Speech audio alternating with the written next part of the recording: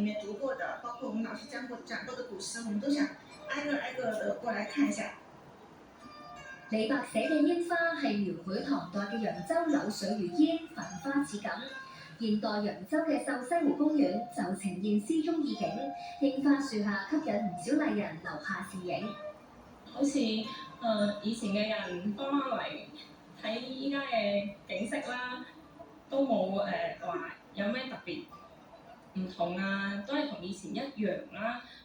咁令到我都好開心嘅。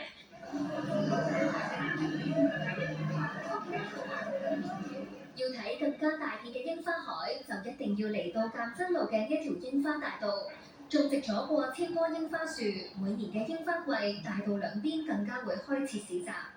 當局希望推動花經濟，將賞花同美食同埋非遺等等嘅元素結合。包括我們揚州的大運河